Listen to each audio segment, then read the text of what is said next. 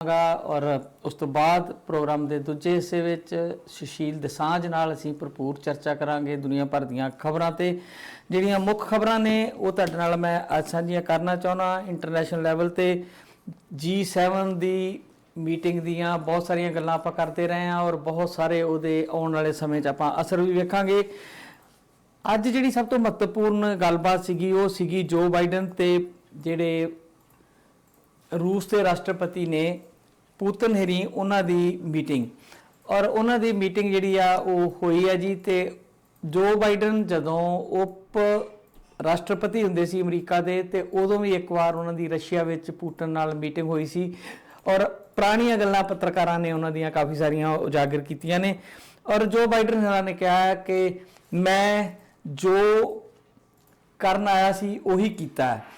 तो उन्होंने हुण तो पुरानी गल नहीं की पर 10 साल पुरानी गल जी पत्रकारों ने छेड़ियां ने कि जदों जो बाइडन हरी रशिया च गए सीगे पुतिन साहब नूं मिलण ते उन्होंने कहा सीगा कि मैं तुहाडीआं पुतिन हरां नूं कुछ ऐसियां गल्लां कहीआं सीगीआं जिहड़ियां परसनल लैवल ते एक दूजे नाल चुभवीआं गल्लां कह सकदे हां। उन्होंने कहा सीगा कि मैनूं तुहाडीआं अखां दे विचों कुछ इस तरह का नज़र नहीं आउंदा कि तुहाडी किते आत्मा विच होवे। ते जिहड़े पुतिन सीगे उन्होंने जवाब दिता सी कि असीं एक दूजे नूं ठीक तरह समझते हैं। सो इस तरह दीयां जिहड़ियां राइवली हुंदी आ मुल्कां दी और लगातार जिहड़े संबंध ने रशिया दे ते अमेरिका दे आपां जाणदे हां कि संसार जदों दो गुट्टां विच वंडिया होया सी कोल्ड वार दा युग सीगा ते उस समय बड़ी ज़्यादा जिहड़ी सीगी इहदे लई टेंशन जिहड़ी ओह रहिंदी सीगी। पर हुण क्योंकि सारियां ताकतां सोवियत यूनीयन खत्म हो गया और अमेरिका अकली धिर है तो उहदी मर्जी नाल दुनिया चल रही सी पिछले काफ़ी सालों तो। पर हुण दूजे पासे उभार हो गया चाइना का ते चाइना का उभार होने नाल दुनिया के जिहड़े पहलां ही विकसित मुल्क ने वो किते ना किते चिंतातुर ने कि दुनिया के उत्ते जिस तरीके नाल आर्थिक मंदहाली है उपरों महामारी का दौर है पर जिहड़ा चाइना है वो लगातार जिहड़ा वो तरक्की करता जा रहा। उहदी GDP जिहड़ी है बड़ी तेज़ी नाल वधी आ। दुनिया भर दे विच उहदा वपार वध रहा आ, उन्हां दा इंफ्रास्ट्रक्चर वध रहा आ। दूसरे पासे वो समुंदर दे विच नवे नवे टापू जिहड़े आर्टिफिशियल टापू बना रहा है। साउथ चाइना सी जिहड़ा आ जां जिहड़ा हिंद महासागर आ ਉਹਦੇ ਵਿੱਚ ਉਹਦੀ ਕਾਫੀ ਜ਼ਿਆਦਾ ਮੋਨੋਪਲੀ ਆ और एक तगड़ी धिर वजों ਜਿਹੜਾ ਉਹ ਚਾਈਨਾ ਵਿਚਰ ਰਿਹਾ। ਉਹਦੇ ਲਈ ਬਾਕੀ ਦੁਨੀਆ ਦੇ ਮੁਲਕ ਜਿਹੜੇ ਆ ਉਹ ਪੇਸ਼ਬੰਦੀ ਕਰ ਰਹੇ ਨੇ। ਇੱਕ 4 ਮੁਲਕਾਂ ਦਾ ਗਰੁੱਪ ਵੱਖਰਾ ਬਣਿਆ ਜਿਸ 'ਚ ਆਸਟ੍ਰੇਲੀਆ ਭਾਰਤ ਸ਼ਾਮਲ ਨੇ ਜਿਹਦੇ ਵਿੱਚ ਅਮਰੀਕਾ ਵੀ ਆ और ਕਈ ਹੋਰ ਦੇਸ਼ ਉਹਦੇ ਵਿੱਚ ਸ਼ਾਮਲ ਹੋਣਾ ਚਾਹੁੰਦੇ ਆ। ਜਦੋਂ ਚੀਨ ਜਿਹੜਾ ਹੈ ਉਹਦਾ ਵਿਰੋਧ ਕਰਦਾ ਹੈ। ਬੰਗਲਾਦੇਸ਼ ਨੂੰ ਪਿਛਲੇ ਦਿਨ ਉਹਨਾਂ ਧਮਕੀ ਦਿੱਤੀ ਸੀਗੀ ਕਿ ਅਗਰ ਤੁਸੀਂ ਉਹਦੇ ਵਿੱਚ ਸ਼ਾਮਲ ਹੋਗੇ ਤਾਂ ਫਿਰ ਖਤਰਨਾਕ ਗੱਲ ਹੋਏਗੀ।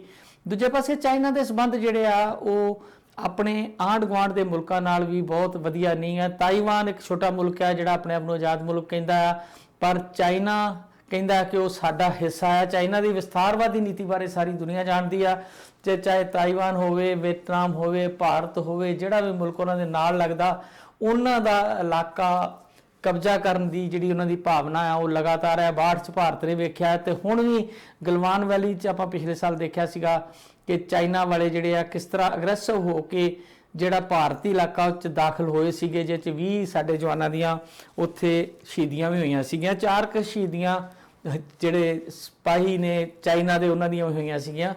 सिपाही भावें किसे धिर दे होण जदों गोलियां दा शिकार हुंदे आ ते आपो अपने वतन लई वो शहीद ही हुंदे ने।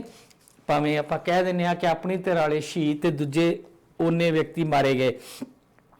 दूजे पासे जिहड़ा जी चीन ते पाकिस्तान जे दोवां मुल्कां वाल वेखीए दोवां दी बहुत गूढ़ी नेड़ता है और दोने मुल्क जिहड़े आ वो एक दूजे लई आर्थिक तौर ते दूजे लई पाकिस्तान ने तो की करना जी। चाइना आर्थिक तौर ते मजबूत मुल्क है और जिस तरीके नाल चाइना पाकिस्तान दे विच अपने पैर पसार रहा है उन्होंने लैके भारत की भी किते ना किते चिंता है। एक उन्होंने वड्डा सी पैक जिहड़ा रूट प्लान बनाया होया जिहदे नाल वो मिडल ईस्ट तक अपनी पहुँच करने चाहुंदे आ ते पाकिस्तान की जिहड़ी कि एक वड्डी बंदरगाह ग्वादर जिहड़ी बलोचिस्तान च पैंदी आ वो जिहड़ी आ उन्हां 99 साल की लीज से लई है ते उहनूं डिवेलप कर रहे हैं।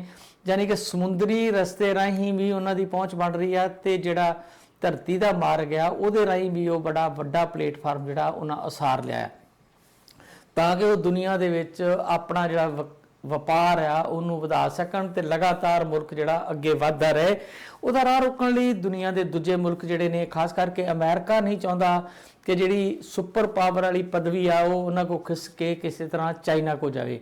ਪਿਛਲੇ ਕੁਝ ਸਾਲਾਂ ਤੋਂ ਬੜਾ ਜਦੋਂ ਮਨਮੋਹਨ ਸਿੰਘ ਹੁੰਦੇ ਸੀ ਤੇ ਭਾਰਤ ਨੂੰ ਇਸ ਤਰ੍ਹਾਂ ਉਭਾਰਿਆ ਜਾ ਰਿਹਾ ਸੀ ਕਿ ਚਾਈਨਾ ਦੇ ਮੁਕਾਬਲੇ ਭਾਰਤ ਵੀ ਮਹਾਸ਼ਕਤੀ ਦੇ ਰੂਪ 'ਚ ਉੱਭਰ ਸਕਦਾ ਹੈ। ਬਹੁਤ ਸਾਰੇ ਫੈਕਟਰ ਗਿਣਾਏ ਜਾਂਦੇ ਸੀਗੇ, ਪਰ ਮੋਦੀ ਸਰਕਾਰ ਦੇ ਆਉਣ ਤੋਂ ਬਾਅਦ ਜਿਹੜਾ ਭਾਰਤ ਪਿਛਲਖੁਰੀ ਚੱਲ ਪਿਆ ਔਰ ਜਿਹੜੇ ਸੁਪਨੇ ਸੀਗੇ ਸੁਪਰ ਪਾਵਰ ਵਾਲੇ ਉਹ ਤੇ ਬਹੁਤ ਦੂਰ। ਭਾਰਤ ਦੀ ਜਿਹੜੀ ਅਰਥ ਵਿਵਸਥਾ ਬਹੁਤ ਡਾਮਾਡੋਲ ਹੋਈ ਆ।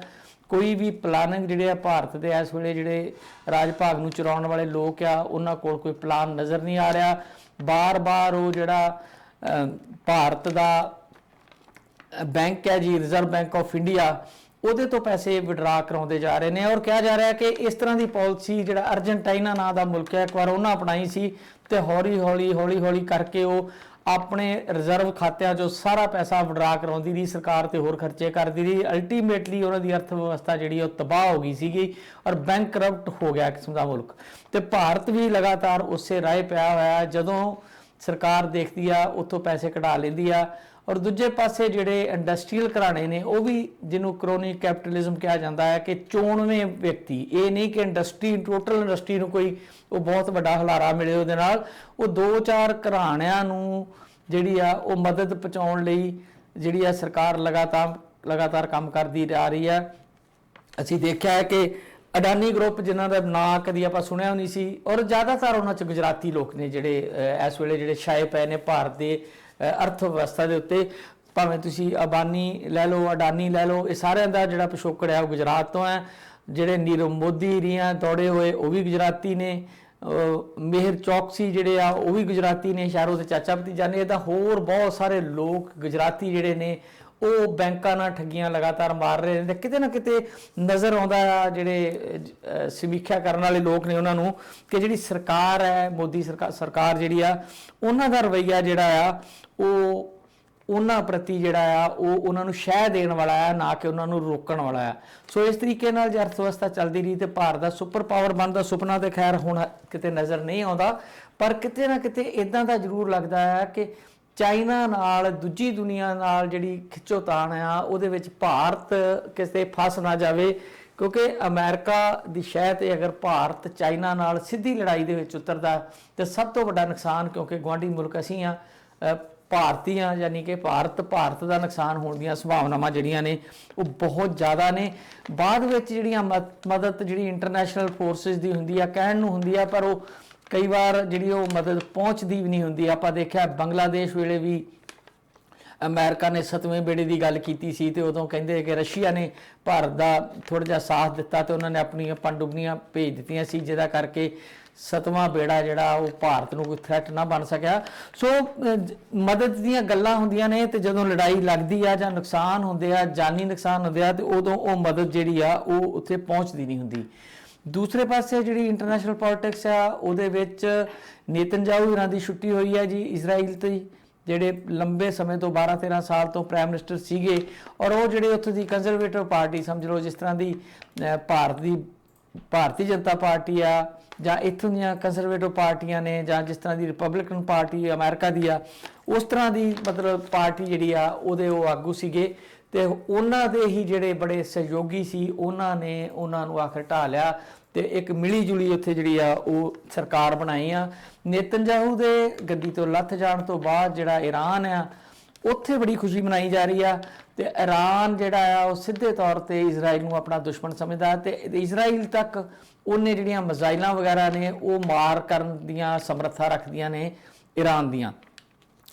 ਈਰਾਨ ਜਿੱਥੇ ਇੱਕ ਪਾਸੇ ਇਜ਼ਰਾਈਲ ਦਾ ਕੱਟੜ ਦੁਸ਼ਮਣ ਮੁਲਕ ਗਿਣਿਆ ਜਾਂਦਾ ਹੈ, ਦੂਜੇ ਪਾਸੇ ਜਿਹੜਾ ਅਮਰੀਕਾ ਆ ਉਹ ਵੀ ਈਰਾਨ ਨੂੰ ਆਪਣੇ ਦੁਸ਼ਮਣ ਮੁਲਕਾਂ 'ਚ ਹੀ ਗਿਣਦਾ ਹੈ। ਔਰ ਬਾਕੀ ਜਿਹੜਾ ਇਸਲਾਮਿਕ ਵਰਲਡ ਹੈ ਜਿੱਥੇ ਜ਼ਿਆਦਾ ਸੁੰਨੀ ਬਹੁਮਤ ਹੈ, ਕਿਉਂਕਿ ਈਰਾਨ ਦੇ ਵਿੱਚ ਸ਼ੀਆ ਬਹੁ ਗਿਣਤੀ ਜ਼ਿਆਦਾ ਹੈ, ਉਹਨਾਂ ਨਾਲੋਂ ਵੀ ਕਿਤੇ ਉਹ ਕੱਟਿਆ ਹੋਇਆ ਹੈ। ਔਰ ਜਿਹੜਾ ਈਰਾਨ ਹੈ ਮੁਸਲਿਮ ਭਾਈਚਾਰੇ ਦੇ ਕੰਟਰੀ ਵੀ ਜਿਹੜੇ ਉਹਦੀ ਬਹੁਤੀ ਸਪੋਰਟ ਨਹੀਂ ਕਰਦੇ, ਪਰ ਉਹ ਲਗਾਤਾਰ ਆਪਣਾ ਜਿਹੜਾ ਐਟੋਮਿਕ ਪਾਵਰ ਵਾਲਾ ਉਹਨਾਂ ਦਾ ਪ੍ਰੋਗਰਾਮ ਆ ਉਹਨੂੰ ਕਰੀ ਜਾ ਰਿਹਾ ਹੈ। ਉਹਨੂੰ ਰੋਕਣ ਲਈ ਅਮਰੀਕਾ ਨੇ ਬੜੇ ਯਤਨ ਕੀਤੇ। ਜਦੋਂ ਬਰਾਕ ਓਬਾਮਾ ਹੋਇਆ ਕਰਦੇ ਸੀ ਤੇ ਇੱਕ ਸਮਝੌਤਾ ਵੀ ਹੋ ਗਿਆ ਸੀ ਜਿਹੜਾ ਟਰੰਪ ਸਾਹਿਬ ਨੇ ਆ ਕੇ ਤੋੜ ਦਿੱਤਾ ਸੀਗਾ। ਫਿਰ ਜੋ ਬਾਈਡਨ ਸਾਹਿਬ ਨੇ ਕਿਹਾ ਸੀਗਾ ਕਿ ਅਸੀਂ ਉਹ ਦੁਬਾਰਾ ਸਾਰੇ ਜਿਹੜੇ ਸਮਝੌਤੇ ਆ ਉਹਨਾਂ ਨੂੰ ਲਾਗੂ ਕਰਾਂਗੇ, ਪਰ ਫਿਲਹਾਲ ਕੋਈ ਪਹਿਲ ਕਦਮੀ ਜਿਹੜੀ ਆ ਉਹ ਨਜ਼ਰ ਨਹੀਂ ਆ ਰਹੀ। ਦੂਜੇ ਪਾਸੇ ਈਰਾਨ ਦੇ ਵਿੱਚ 18 ਜੂਨ ਨੂੰ ਜਿਹੜੀਆਂ ਉੱਥੋਂ ਦੇ ਰਾਸ਼ਟਰਪਤੀ ਦੀਆਂ ਚੋਣਾਂ ਜਿਹੜੀਆਂ ਹੋਣ ਜਾ ਰਹੀਆਂ, ਬਸ 16 ਤੇ ਹੋ ਗਈ ਜੀ, 18 ਜੂਨ ਨੂੰ ਹੋਣੀਆਂ ਨੇ। 7 ਉਮੀਦਵਾਰ ਜਿਹੜੇ ਆ ਮੈਦਾਨ ਵਿੱਚ ਨੇ, ਉਹਨਾਂ ਚੋਂ 5 ਜਿਹੜੇ ਨੇ ਉਹ ਪੂਰੇ ਇਸਲਾਮਕ ਕੱਟੜਪੰਥੀ ਨੇ। ਆਪਾਂ ਜਾਣਦੇ ਹਾਂ ਕਿ ਈਰਾਨ ਦੇ ਵਿੱਚ ਵੀ ਇਸਲਾਮਕ ਰੈਵੋਲੂਸ਼ਨ ਆਇਆ ਸੀਗਾ ਔਰ ਉਦੋਂ ਤੋਂ ਬਾਅਦ ਲਗਭਗ ਜਿਹੜੀ ਸ਼ਕਤੀ ਆ ਉਹ ਇਸਲਾਮਕ ਕੱਟੜਪੰਥੀਆਂ ਦੇ ਹੱਥ ਹੀ ਰਹੀ।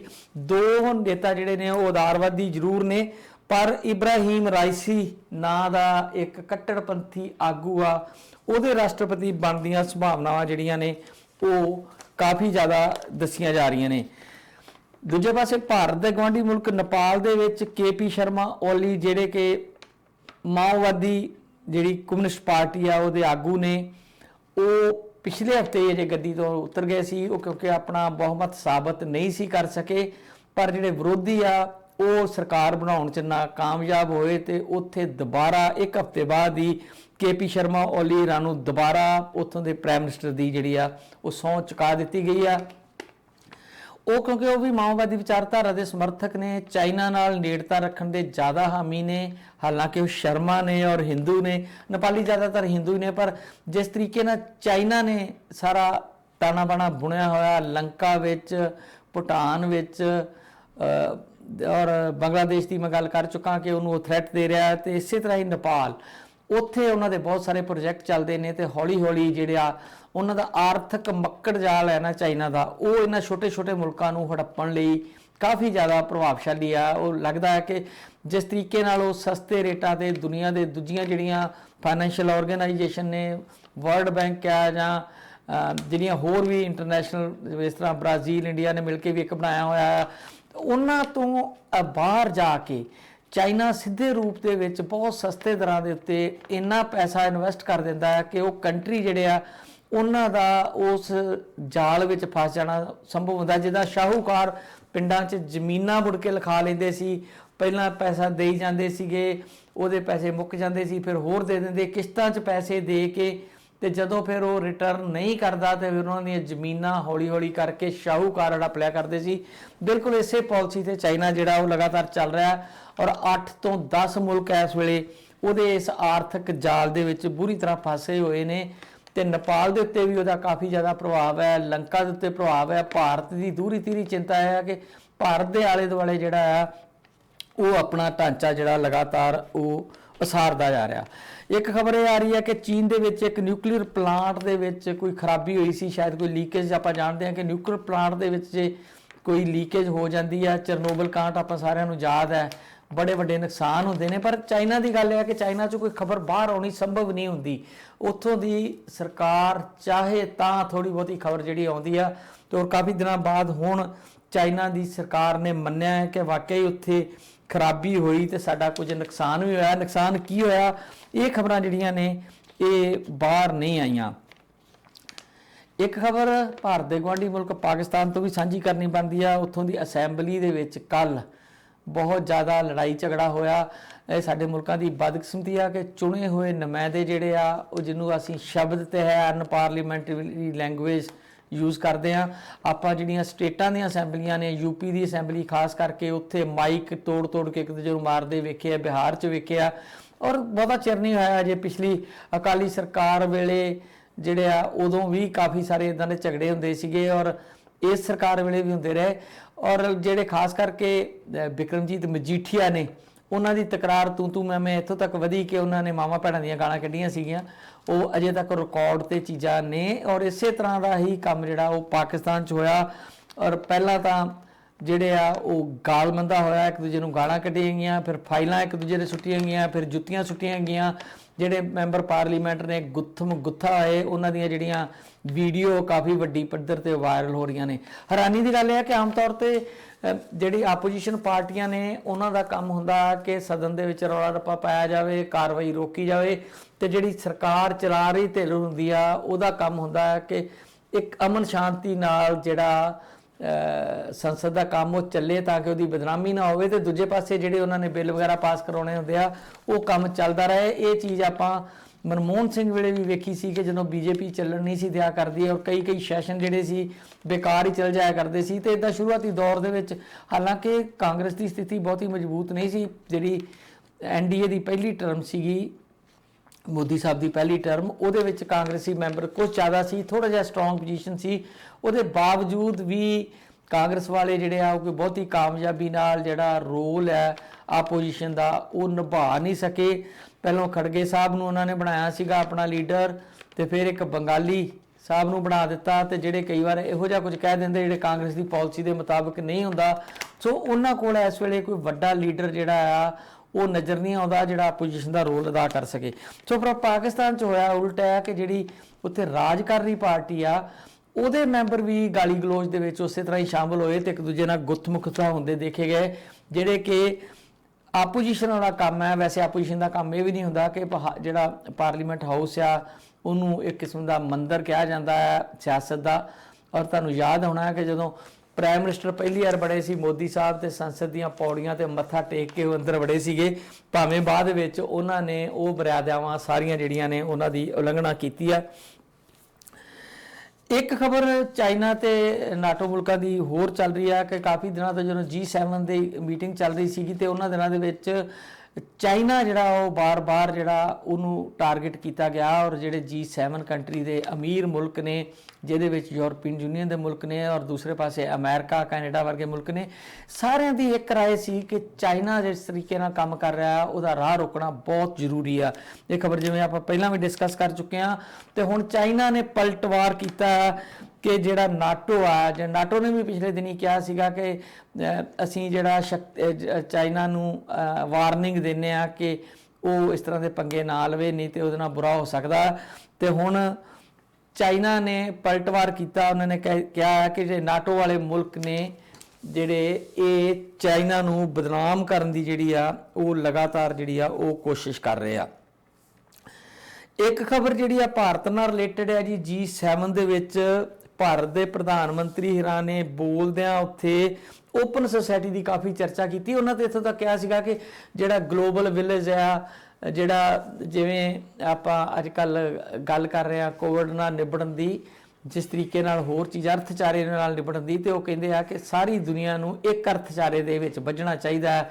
ਉਹਨਾਂ ਦੇ ਆਈਡੀਅਲ ਭਾਸ਼ਣ ਬੜੇ ਆ ਕਿ ਗਰੀਬ ਨਹੀਂ ਰਹਿਣਾ ਚਾਹੀਦਾ, ਅਮੀਰ ਜਿਹੜੇ ਮੁਲਕ ਨੇ ਉਹ ਗਰੀਬ ਮੁਲਕਾਂ ਨੂੰ ਕਰਨ। ਆਪਾਂ ਬਹੁਤ ਵਾਰੀ ਗੱਲ ਕਰਦੇ ਆ ਕਿ ਜਿਹੜਾ ਅਫਰੀਕਨ ਕੰਟੀਨੈਂਟ ਆ, ਜਿੱਥੇ ਭੁੱਖ ਮਰੀ ਆ, ਬੱਚੇ ਭੁੱਖ ਨਾਲ ਮਰ ਰਹੇ ਆ, ਉੱਥੇ ਫੂਡ ਨਹੀਂ ਆ, ਉੱਥੇ ਦਵਾਈਆਂ ਤੇ ਬਹੁਤ ਦੂਰ ਦੀ ਗੱਲ ਆ, ਉੱਥੇ ਘਰ ਨਹੀਂ ਆ, ਬਹੁਤ ਬੁਰੇ ਹਾਲਤ 'ਚ ਲੋਕ ਰਹਿ ਰਹੇ ਆ। ਉਹਨਾਂ ਬਾਰੇ ਕਦੀ ਦੁਨੀਆ ਦੇ ਕਿਸੇ ਵੀ ਮੀਡੀਆ 'ਚ ਬਹੁਤ ਜ਼ਿਆਦਾ ਖਬਰਾਂ ਵੀ ਜਿਹੜੀਆਂ ਉਹ ਸ਼ਾਇਦ ਨਹੀਂ ਹੁੰਦੀਆਂ। ਤੇ ਮੋਦੀ ਸਾਹਿਬ ਦਾ ਕਹਿਣਾ ਸੀ ਕਿ ਗਲੋਬਲ ਅਰਥਚਾਰਾ ਜਿਹੜਾ ਉਹ ਸਾਰਨਾ ਚਾਹੀਦਾ ਆ, ਜਿਹੜੀ ਵੈਕਸੀਨ ਆ ਉਹਦੇ ਪੇਟੈਂਟ ਹਟਾ ਦੇਣੇ ਚਾਹੀਦੇ ਆ, ਸਾਰੀ ਲੋਕਾਂ ਨੂੰ ਜਿਹੜੇ ਗਰੀਬ ਮੁਲਕ ਆ ਉਹਨਾਂ ਨੂੰ ਵੀ ਮਿਲਣੇ ਚਾਹੀਦੇ। ਗੱਲਾਂ ਕਰਨ ਨੂੰ ਬਹੁਤ ਚੰਗੀਆਂ ਗੱਲਾਂ ਉਹਨਾਂ ਦੀਆਂ ਭਾਸ਼ਣ 'ਚ ਹੁੰਦੀਆਂ ਨੇ, ਪਰ ਅਮਲੀ ਤੌਰ ਤੇ ਜੋ ਰਵੱਈਆ ਉਹਨਾਂ ਦਾ ਉਹ ਆਪਾਂ ਦੇਖਦੇ ਹਾਂ। ਇਸੇ ਤਰ੍ਹਾਂ ਹੀ G7 ਦੇ ਵਿੱਚ ਭਾਰਤ ਨੇ ਓਪਨ ਸੁਸਾਇਟੀ ਜਿਹੜੀ ਆ ਸਟੇਟਮੈਂਟ ਇੱਕ ਉਹਨਾਂ ਕੀਤੀ ਆ ਕਿ ਸੁਸਾਇਟੀ ਓਪਨ ਹੋਣੀ ਚਾਹੀਦੀ ਆ, ਲੋਕਾਂ ਦੀ ਆਜ਼ਾਦੀਆਂ ਦੇ ਉੱਤੇ ਹਮਲੇ ਨਹੀਂ ਹੋਣੇ ਚਾਹੀਦੇ, ਤੇ ਉਹਦੇ ਉੱਤੇ ਭਾਰਤ ਨੇ ਦਸਤਖਤ ਕੀਤੇ ਆ। ਪਰ ਨਾਲ ਦੀ ਨਾਲ ਇਹ ਵੀ ਖਬਰ ਆ ਰਹੀ ਆ ਕਿ ਇੰਟਰਨੈਟ ਸ਼ਟ ਡਾਊਨ ਕਰਨ ਦੇ ਵਿੱਚ ਭਾਰਤ ਦੁਨੀਆ 'ਚੋਂ ਪਹਿਲਾ ਮੁਲਕ ਹੈ, ਨੰਬਰ 1 ਮੁਲਕ ਹੈ। ਆਪਾਂ ਦੇਖਿਆ ਜਦੋਂ ਕਸ਼ਮੀਰ ਦੇ 3 ਹਿੱਸੇ ਕੀਤੇ ਸੀਗੇ ਤੇ ਲਗਾਤਾਰ 1 ਸਾਲ ਜਿਹੜੇ ਕਸ਼ਮੀਰੀ ਲੋਕ ਸੀ ਉਹਨਾਂ ਨੂੰ ਘਰਾਂ 'ਚ ਬੰਦ ਰੱਖਿਆ ਗਿਆ, ਇੰਟਰਨੈਟ ਦੀਆਂ ਸਰਵਿਸਿਜ਼ ਖਤਮ ਕਰ ਦਿੱਤੀਆਂ ਗਈਆਂ। ਹੁਣ ਵੀ ਇਦਾਂ ਹੁੰਦਾ ਹੈ ਕਿ ਜਿਹੜੇ ਇਲਾਕੇ 'ਚ ਕੋਈ ਛੋਟੀ-ਮੋਟੀ ਗੜਬੜ ਹੁੰਦੀ ਆ, ਚਾਈਨਾ ਦੀ ਤਾਂ ਆਪਾਂ ਗੱਲ ਕਰਦੇ ਹਾਂ, ਕੋਈ ਖਬਰ ਬਾਹਰ ਨਹੀਂ ਆਉਣ ਦਿੰਦੇ, ਪਰ ਇੰਟਰਨੈਟ ਨੂੰ ਸ਼ਟ ਡਾਊਨ ਕਰਕੇ ਭਾਰਤ ਦੀ ਹਕੂਮਤ ਦੀ ਵੀ ਇਹੀ ਇੱਛਾ ਰਹਿੰਦੀ ਹੈ ਕਿ ਜਿਹੜਾ ਉਹ ਰਿਪਰੈਸ਼ਨ ਕਰ ਰਹੇ ਨੇ ਜਾਂ ਜਿਹੜੀ ਲੋਕਾਂ ਦੀ ਆਵਾਜ਼ ਹੈ ਉਹ ਬਾਕੀ ਦੁਨੀਆ ਤੱਕ ਨਾ ਪਹੁੰਚੇ। ਤੁਹਾਨੂੰ ਯਾਦ ਹੋਣਾ 26 ਜਨਵਰੀ ਵਾਲੇ ਦਿਨ ਜਦੋਂ ਘਟਨਾਵਾਂ ਹੋਈਆਂ ਸੀ ਲਾਲ ਕਿਲੇ ਵਾਲੀਆਂ, ਤੇ ਜਿੱਥੇ ਜਿੱਥੇ ਕਿਸਾਨ ਮੋਰਚਾ ਲਾਈ ਬੈਠੇ ਕੁਝ ਦਿਨਾਂ ਲਈ ਉੱਥੇ ਵੀ ਇੰਟਰਨੈਟ ਸ਼ਟ ਡਾਊਨ ਕੀਤਾ ਗਿਆ ਸੀ। ਪਰ ਦੂਜੇ ਪਾਸੇ ਜਿਹੜੇ ਦਾਅਵਾ ਇਹ ਕਰਦੇ ਨੇ ਕਿ ਜਿਹੜੀ ਓਪਨ ਸੋਸਾਇਟੀ ਆ ਦੁਨੀਆ 'ਚ ਉਹ ਹੋਣੀ ਚਾਹੀਦੀ ਆ, ਉਹਦੇ ਲਈ ਜਿਹੜੀ ਸਟੇਟਮੈਂਟ ਇੱਕ ਸਾਂਝੀ G7 ਕੰਟਰੀ ਨੇ ਕੀਤੀ ਆ ਉਹਦੇ ਤੇ ਭਾਰਤ ਨੇ ਦਸਤਖਤ ਕੀਤੇ ਆ, ਪਰ ਅਮਲੀ ਤੌਰ ਤੇ ਜਿਹੜਾ ਉਹਨਾਂ ਦਾ ਦੋਹਰਾ ਰਵੱਈਆ ਆ ਉਹ ਕਿਤੇ ਨਾ ਕਿਤੇ ਨਜ਼ਰ ਆਉਂਦਾ। ਭਾਰਤ ਤੋਂ ਇੱਕ ਖਬਰ ਜੇ ਸਾਂਝੀ ਕਰਨੀ ਹੋਵੇ ਤਾਂ ਉਹ ਇਹ ਆ ਕਿ ਜਿਵੇਂ ਆਪਾਂ ਜਾਣਦੇ ਹਾਂ ਕਿ BJP ਤੇ ਸ਼ਿਵ ਸੈਨਾ ਦਾ ਇੱਕ ਭਾਈਵਾਲੀ ਐਸੀ ਸੀ, ਜਿਵੇਂ ਪੰਜਾਬ 'ਚ ਕਿਹਾ ਜਾਂਦਾ ਸੀ ਕਿ ਅਕਾਲੀ ਦਲ ਤੇ ਭਾਰਤੀ ਜਨਤਾ ਪਾਰਟੀ ਵਾਲੇ ਕਲੇਮ ਕਰਿਆ ਕਰਦੇ ਸੀਗੇ ਸਾਡਾ 9 ਮਾਸ ਦਾ ਰਿਸ਼ਤਾ ਆ, ਹਿੰਦੂ ਸਿੱਖ ਅਮਨ ਸ਼ਾਂਤੀ ਲਈ ਇਹ ਰਿਸ਼ਤਾ ਰਹਿਣਾ ਬਹੁਤ ਜ਼ਰੂਰੀ ਆ। ਲੰਬਾ ਸਮਾਂ ਉਹਨਾਂ ਨੇ ਧਰਮ ਦੇ ਨਾਂ ਤੇ ਹਿੰਦੂ ਸਿੱਖ ਏਕਤਾ ਦੇ ਨਾਂ ਦੇ ਉੱਤੇ ਇਹ ਸਮਝੌਤਾ ਵੀ ਬਣਾਈ ਰੱਖਿਆ ਔਰ ਇਹਦੇ ਨਾਲ ਲੋਕਾਂ ਕੋਲੋਂ ਵੋਟਾਂ ਵੀ ਪ੍ਰਾਪਤ ਕਰ ਲਈਆਂ। ਸ਼ਹਿਰੀ ਹਲਕਿਆਂ 'ਚ ਜਿੱਥੇ ਅਕਾਲੀ ਦਲ ਦਾ ਪ੍ਰਭਾਵ ਘੱਟ ਹੁੰਦਾ ਸੀਗਾ ਉੱਥੋਂ ਜਿਹੜੀਆਂ ਵੋਟਾਂ ਨੇ ਉਹ BJP ਦੇ ਖਾਤੇ 'ਚੋਂ ਵੋਟਾਂ ਲੈ ਰਹਿੰਦੇ ਰਹੇ ਔਰ ਇਸ ਤਰ੍ਹਾਂ ਹੀ BJP ਨੂੰ ਜਿਹੜਾ ਉਹ ਕੁਝ ਫਾਇਦਾ ਅਕਾਲੀ ਦਲ ਦਾ ਜਿਹੜਾ ਉਹ ਹੋ ਜਾਂਦਾ ਸੀਗਾ। ਸੋ ਹੁਣ ਸ਼ਿਵ ਸੈਨਾ ਤੇ ਜਿਹੜੀ ਨੈਸ਼ਨਲ ਕਾਂਗਰਸ ਹੈਗੀ ਆ ਸ਼ਰਦ ਪਵਾਰ ਹਰਾਂ ਵਾਲੀ ਔਰ ਨਾਲ ਦੀ ਨਾਲ ਦੂਜੀ ਇੰਡੀਅਨ ਨੈਸ਼ਨਲ ਕਾਂਗਰਸ ਸੋਨੀਆ ਗਾਂਧੀ ਵਾਲੀ, ਇਹਨਾਂ ਨੇ ਮਿਲ ਕੇ ਉੱਥੇ ਸਰਕਾਰ ਬਣਾਈ ਹੋਈ ਆ ਤੇ ਹੁਣ ਇਹ ਚਰਚਾ ਚੱਲ ਰਹੀ ਆ ਕਿ ਕੀ ਇਹਨਾਂ ਦਾ ਸਮਝੌਤਾ ਇਹੀ ਸੀਗਾ ਕਿ ਸ਼ਿਵ ਸੈਨਾ ਦਾ ਜਿਹੜਾ ਮੁਖੀ ਆ ਉद्धਵ ਠਾਕਰੇ ਪੂਰੇ 5 ਸਾਲ ਤੱਕ ਮੁੱਖ ਮੰਤਰੀ ਰਹੇਗਾ, ਕਿਉਂਕਿ BJP ਨਾਲ ਜਿਹੜੀ ਸਾਂਝ ਟੁੱਟੀ ਸੀਗੀ ਉਹਦੇ ਵਿੱਚ ਇਹ ਕਿਹਾ ਗਿਆ ਸੀ ਕਿ ਭਾਵੇਂ ਸੀਟਾਂ ਸ਼ਿਵ ਸੈਨਾ ਵੱਧ ਲਵੇ ਤੇ ਭਾਵੇਂ BJP ਵੱਧ ਲਵੇ, ਅੱਧਾ ਸਮਾਂ ਜਿਹੜਾ ਵਾ ਉਹ ਹਕੂਮਤ 'ਚ ਰਹਿਣਗੀਆਂ। ਹਕੂਮਤ 'ਚ ਤੇ ਸਾਂਝੀ ਰਲ ਕੇ ਚੱਲੇਗੀ, ਮੁੱਖ ਮੰਤਰੀ ਇੱਕ ਅੱਧੀ ਟਰਮ ਸ਼ਿਵ ਸੈਨਾ ਦਾ ਰਹੇਗਾ ਤੇ ਅੱਧੀ ਟਰਮ ਜਿਹੜਾ BJP ਦਾ ਰਹੇਗਾ। ਇਹ ਤਜਰਬੇ ਜਿਹੜੇ ਆ ਇਹ UP 'ਚ ਅੱਗੇ ਹੋਏ ਆ ਔਰ ਫੇਲ ਹੋਏ ਨੇ।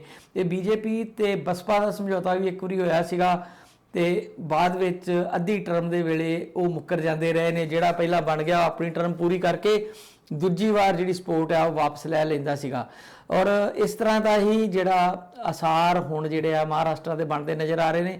ਸਾਹਮਣਾ ਅਖਬਾਰ ਹੈ ਜੀ ਉਹਨਾਂ ਦਾ ਅਫੀਸ਼ੀਅਲ, ਉਹਦੇ ਵਿੱਚ ਦਾਅਵਾ ਕੀਤਾ ਗਿਆ ਹੈ ਕਿ ਜਿਹੜੀ ਸਾਡਾ ਸਮਝੌਤਾ ਹੋਇਆ ਆ ਉਹ 5 ਸਾਲ ਲਈ ਲਗਾਤਾਰ ਸ਼ਿਵ ਸੈਨਾ ਕੋਲ ਹੀ ਜਿਹੜਾ ਆ ਉਹ ਮੁੱਖ ਮੰਤਰੀ ਦਾ ਜਿਹੜਾ ਉਹ ਅਹੁਦਾ ਰਹੇਗਾ। ਸੋ ਇੱਕ ਤਾਂ ਇਹ ਮਹਾਰਾਸ਼ਟਰ ਦੀ ਖਬਰ ਸੀ। ਇੱਕ ਭਾਰਤ ਦੀ ਵੱਡੀ ਖਬਰ ਇਹ ਆ ਰਹੀ ਆ ਕਿ ਕੋਵੈਕਸੀਨ ਜਿਹੜੀ ਬਣ ਰਹੀ ਆ, ਜਿਹੜੀ ਸੀਰਮ ਫਾਊਂਡੇਸ਼ਨ ਵੱਲੋਂ ਜਿਹੜੀ ਬਣਾਈ ਜਾ ਰਹੀ ਆ, ਉਹਦੇ ਵਿੱਚ ਇੱਕ ਬੜਾ ਮੁੱਦਾ ਉੱਠਿਆ ਸੀਗਾ ਕਿ ਉਹਦੇ ਵਿੱਚ ਜਿਹੜੇ ਵੱਛੇ ਹੁੰਦੇ ਆ ਗਊਆਂ ਦੇ ਉਹਨਾਂ ਦੀ ਮਿੱਝ ਕੱਢ ਕੇ ਤੇ ਉਹਦਾ ਸੀਰਮ ਲੈਂਦੇ ਆ ਤੇ ਉਹਦੇ ਤੋਂ ਕੋਈ ਵਾਇਰਸ ਸੈੱਲ ਬਣਦੇ ਨੇ ਤੇ ਉਹਦੇ ਤੋਂ ਟੀਕਾ ਬਣਦਾ। ਕਿਉਂਕਿ ਭਾਰਤ ਜਿਹੜਾ ਵਾ ਉੱਥੇ ਸਰਕਾਰ ਵੀ ਇਸ ਵੇਲੇ ਉਹ ਹੈ ਜਿਹੜੀ ਹਿੰਦੂਤਵ ਨੂੰ ਸਪੋਰਟ ਕਰਦੀ ਆ ਤੇ ਗਊ ਦੀ ਜਿਹੜੀ ਆ ਉਹਦੀ ਬੜੀ ਮਹਾਨਤਾ ਆ। ਮਨੁੱਖ ਦੀ ਮਹਾਨਤਾ ਘੱਟ ਆ, ਗਊ ਦੀ ਕਾਫੀ ਜ਼ਿਆਦਾ। ਤੇ ਗਊ ਵੰਜਿਸ਼ ਨੂੰ ਬਚਾਉਣ ਲਈ ਜਾਂ ਗਊਆਂ ਨੂੰ ਬਚਾਉਣ ਲਈ ਕਈ ਕਤਲ ਉੱਥੇ ਹੋ ਗਏ ਜਦੋਂ ਕਿ ਕੋਈ ਵਿਅਕਤੀ ਆਪਣੇ ਵੀ ਪਸ਼ੂ ਲੈ ਕੇ ਜਾ ਰਿਹਾ ਸੀ ਤੇ ਜੇ ਉਹਦੇ ਸਿਰ ਤੇ ਟੋਪੀ ਮੁਸਲਮਾਨ ਹੈ ਤੇ ਕਿਹਾ ਜਾਂਦਾ ਸੀ ਕਿ ਉਹਨੂੰ ਕੱਟਣ ਲਈ ਲੈ ਕੇ ਜਾ ਰਿਹਾ, ਉਹਦਾ ਬੀਫ ਬਣਾ ਲੇਗਾ। ਤੇ ਬੀਫ ਤਾਂ ਵੈਸੇ ਜਿਹੜੇ ਉਹ ਮੱਝਾਂ ਤੇ ਝੋਟੇ ਹੁੰਦੇ ਆ ਉਹਨਾਂ ਦਾ ਵੀ ਹੁੰਦਾ, ਪਰ ਬੀਫ ਦੇ ਨਾਂ ਦੇ ਥੱਲੇ ਕਈ ਕਤਲ ਹੋ ਗਏ ਉੱਥੇ ਔਰ ਕਈ ਤਰ੍ਹਾਂ ਦੀ ਗੁੰਡਾਗਰਦੀ ਚੱਲਦੀ ਰਹੀ। ਤੇ ਹੁਣ ਜਿਹੜੀ ਖਬਰ ਆ ਰਹੀ ਆ ਉਹ RTI ਕਿਸੇ ਨੇ ਪਾਈ ਸੀ ਕਿ ਸੱਚਮੁੱਚ ਹੀ ਵੱਛਿਆਂ ਦੀ ਮਿੱਝ ਕੱਢ ਕੇ ਹੀ ਇਹ ਦਵਾਈ ਬਣਦੀ ਆ। ਆਪਾਂ ਸੁਸ਼ੀਲ ਦਸਾਂਝ ਨਾਲ ਤੇ ਡਿਟੇਲ 'ਚ ਗੱਲ ਕਰਾਂਗੇ ਵੈਸੇ। ਤੇ ਕਿਹਾ ਇਹੀ ਜਾਂਦਾ ਹੈ ਕਿ ਜਿਹੜੀ ਐਂਟੀਬਾਡੀ ਡਿਵੈਲਪ ਕਰਨੀ ਹੁੰਦੀ ਆ ਬਾਡੀ ਵਿੱਚ, ਜਿਵੇਂ ਜਾਣਦੇ ਆ ਆਪਾਂ ਕਿ ਜਦੋਂ ਨਵਾਂ ਕੋਈ ਪਸ਼ੂ, ਆਪਾਂ ਜਿਹੜੇ ਕਿਸਾਨ ਪਰਿਵਾਰਾਂ ਨਾਲ ਸੰਬੰਧਿਤ ਆ ਸਾਰਿਆਂ ਨੂੰ ਪਤਾ ਹੈ ਕਿ ਆਪਣੇ ਘਰਾਂ 'ਚ ਗਾਂ ਮੱਝ ਦਾ ਜਦੋਂ ਕੋਈ ਨਵਾਂ ਲਵੇਰਾ ਹੁੰਦਾ ਤੇ ਉਹਦਾ ਜਿਹੜਾ ਪਹਿਲੇ ਕੁਝ ਦਿਨਾਂ ਦਾ ਦੁੱਧ ਹੁੰਦਾ ਆ ਉਹ ਬੜਾ ਸਟਰੋਂਗ ਮੰਨਿਆ ਜਾਂਦਾ, ਉਹਦੀ ਬੋਡੀ ਬਣਾਈ ਜਾਂਦੀ ਆ ਤੇ ਉਹ ਬੱਚਿਆਂ ਨੂੰ ਵੀ ਜਾਂ ਆਪ ਵੀ ਲੋਕ ਖਾਂਦੇ ਆ, ਉਹਦੇ ਨਾਲ ਐਂਟੀਬਾਡੀ ਡਿਵੈਲਪ ਹੁੰਦਾ। ਐਂਟੀਬਾਡੀ ਤੇ ਭਾਵੇਂ ਲੋਕਾਂ ਨੂੰ ਨਾ ਪਤਾ ਹੋਵੇ ਕੀ ਡਿਵੈਲਪ ਹੁੰਦਾ, ਪਰ ਲੋਕ ਸਮਝਦੇ ਨੇ ਕਿ ਉਹ ਬੜਾ ਤਾਕਤਵਰ ਦੁੱਧ ਹੁੰਦਾ। ਉਹ ਲੋਕੀ ਜਿਹੜੇ ਆ ਉਹਨੂੰ ਕਿਸੇ ਨਾ ਕਿਸੇ ਤਰੀਕੇ ਖਾਂਦੇ ਨੇ ਔਰ ਪੀਂਦੇ ਨੇ ਜਾਂ ਉਹਦੀ ਬੋਡੀ ਨੂੰ ਕੋਈ ਗਾੜਾ ਕਰਕੇ ਕੁਝ ਚੀਜ਼ਾਂ ਵੀ ਬਣਾ ਲਈਆਂ ਜਾਂਦੀਆਂ, ਕੁਝ ਚੀਜ਼ਾਂ 'ਚ ਪਾ ਕੇ ਉਹਨੂੰ ਵਰਤ ਲਿਆ ਜਾਂਦਾ। ਇਸੇ ਤਰ੍ਹਾਂ ਹੀ ਜਿਹੜੇ 15 ਕੁ ਦਿਨਾਂ ਦਾ ਬੱਚਾ ਹੁੰਦਾ ਜਿਹੜਾ ਉਹ ਦੁੱਧ ਪੀ ਰਿਹਾ ਹੁੰਦਾ ਗਾਂ ਦਾ, ਉਹਦੇ ਵਿੱਚ ਬਹੁਤ ਸਾਰੀ ਐਂਟੀਬਾਡੀ ਜਿਹੜੀ ਆ ਉਹ ਡਿਵੈਲਪ ਹੋਈ ਹੁੰਦੀ ਆ ਤੇ ਉਹ 15 ਦਿਨਾਂ ਦੇ ਬੱਚੇ ਨੂੰ ਮਾਰ ਕੇ ਉਹਦੀ ਜਿੱਦਾਂ ਕਿਹਾ ਗਿਆ ਮਿੱਝ ਕੱਢ ਕੇ ਤੇ ਉਹਦਾ ਸੀਰਮ ਬਣਾਇਆ ਜਾਂਦਾ, ਸੀਰਮ ਤੋਂ ਵੈਰੋਸੈਲ ਡਿਵੈਲਪ ਕੀਤੇ ਜਾਂਦੇ ਆ।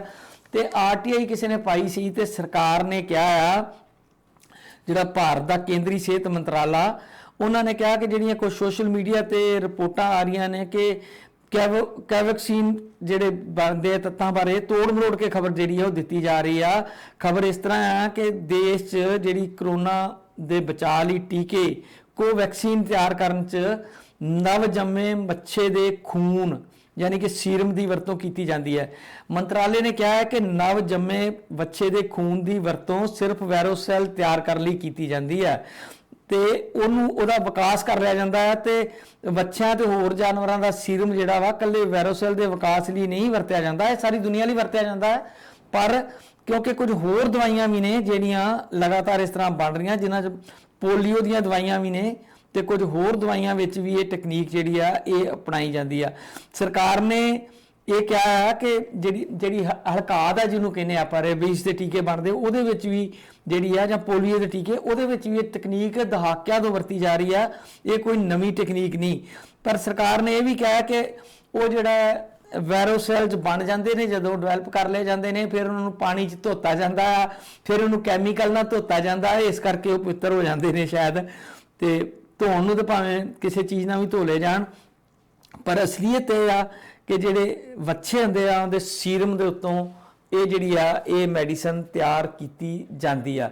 ਸੋ ਇਹ ਬੜਾ ਇੱਕ ਉੱਥੇ ਨਾਜ਼ੁਕ ਮਸਲਾ ਵੀ ਕਿਹਾ ਜਾ ਸਕਦਾ, ਕਿਉਂਕਿ ਜਿਹੜੇ ਹਿੰਦੂ ਧਰਮ ਦੇ ਅਨੁਯਾਈ ਲੋਕ ਨੇ ਉਹ ਸ਼ਾਇਦ ਹੁਣ ਇਹ ਵੈਕਸੀਨ ਲਵਾਉਣ ਤੋਂ ਅੱਗੇ ਹੀ ਲੋਕਾਂ ਦੇ ਵਿੱਚ ਇਤਨਾ ਬਹੁਤ ਘੱਟ ਹੈ।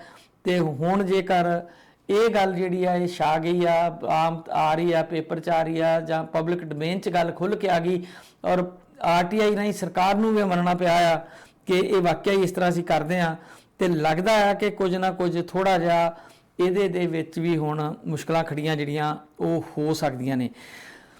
ਜਿਹੜੀਆਂ ਕਿਸਾਨ ਮੋਰਚੇ ਤੋਂ ਖਬਰਾਂ ਆ ਰਹੀਆਂ ਜੀ, ਉੱਥੇ ਕਹਿੰਦੇ ਆ ਕਿ ਕਾਫੀ ਜ਼ਿਆਦਾ ਰੌਣਕ ਵੱਧ ਰਹੀ ਆ, ਜਿਹੜਾ ਖਾਸ ਕਰਕੇ ਟਿਕਰੀ ਵਾਲਾ ਪਾਸਾ ਆ, ਜਿਹੜੀ DTF ਹੈ, ਤੁਹਾਨੂੰ ਯਾਦ ਹੋਣਾ ਡੈਮੋਕ੍ਰੈਟਿਕ ਅਧਿਆਪਕ ਅਲਾਇੰਸ ਫੈਡਰੇਸ਼ਨ, ਦਤਾਰ ਹੀਰੀ ਪਿਛਲੇ ਦਿਨੀ ਗੁਜ਼ਰ ਗਏ ਸੀ, ਉਹਨਾਂ ਨੇ ਬਣਾਈ ਸੀਗੀ ਇਹ ਵਾਲੀ ਸੰਸਥਾ ਔਰ ਉਹਦੇ ਕਾਫੀ ਜ਼ਿਆਦਾ ਪ੍ਰਭਾਵ ਆ ਪੰਜਾਬ ਦੇ ਵਿੱਚ। ਔਰ ਸਾਰੇ ਦੇ ਸਾਰੇ ਉਹ ਟੀਚਰ ਜਿਹੜੇ ਨੇ ਉਹ ਲਗਾਤਾਰ ਸਪੋਰਟ ਕਰ ਰਹੇ ਨੇ ਕਿਸਾਨ ਮੋਰਚੇ ਦੀ। ਤੇ ਜਿਹੜਾ ਟਿਕਰੀ ਬਾਰਡਰ ਵਾਲਾ ਮੋਰਚਾ ਆ ਉਹ ਕਿਸਾਨੀ ਮੁੱਦਿਆਂ ਦੇ ਨਾਲ ਨਾਲ, ਜਿਵੇਂ ਅਸੀਂ ਕੱਲ ਸੁਸ਼ੀਲ ਨਾਲ ਵੀ ਗੱਲ ਕੀਤੀ ਸੀਗੀ, ਉਹ ਜਿਹੜੇ ਭਾਰਤ ਦੇ ਹੋਰ ਮੁੱਦੇ ਨੇ, ਜਿਹੜੇ ਬੁੱਧੀਜੀਵੀਆਂ ਨੂੰ ਫੜ ਕੇ ਅੰਦਰ ਕੀਤਾ ਹੋਇਆ ਸਰਕਾਰ ਨੇ, ਉਹਨਾਂ ਦੀ ਰਿਹਾਈ ਦੇ ਮੁੱਦੇ ਵੀ ਲਗਾਤਾਰ ਉਠਾ ਰਹੇ ਨੇ। ਤੇ ਟਿਕਰੀ ਬਾਰਡਰ ਤੇ ਇੱਕ ਉਹਨਾਂ ਨੇ ਇੱਕ ਜਿਹੜਾ ਉਹ ਜਲੂਸ ਦੀ ਸ਼ਕਲ ਦੇ ਵਿੱਚ ਕਾਫੀ ਵੱਡਾ ਜਿਹੜਾ ਉਹ ਇੱਕ ਮੁਜ਼ਾਹਰਾ ਕੀਤਾ ਕਿ ਜਿਹੜੇ ਤੁਸੀਂ ਨਜਾਇਜ਼ ਬੁੱਧੀਜੀਵੀਆਂ ਨੂੰ ਫੜ ਕੇ ਅੰਦਰ ਕੀਤਾ ਹੋਇਆ ਉਹਨਾਂ ਦੀ ਰਿਹਾਈ ਕਰੋ।